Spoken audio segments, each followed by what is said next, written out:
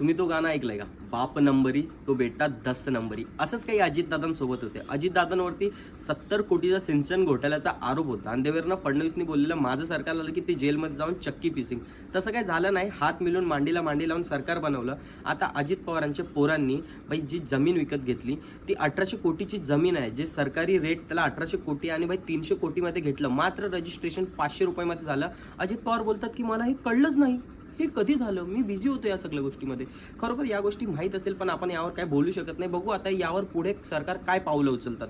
आणि आमचे शेतकरी बांधव एवढे तिकडे प्रोटेस्ट करतायत, सगळ्या गोष्टी होत आहेत. तिकडे मात्र आपले मुख्यमंत्री कधीच गेले नाही. मुख्यमंत्री भाई बिहार इलेक्शनमध्ये गेले फटाफट आपली राजनीती चमकवायला.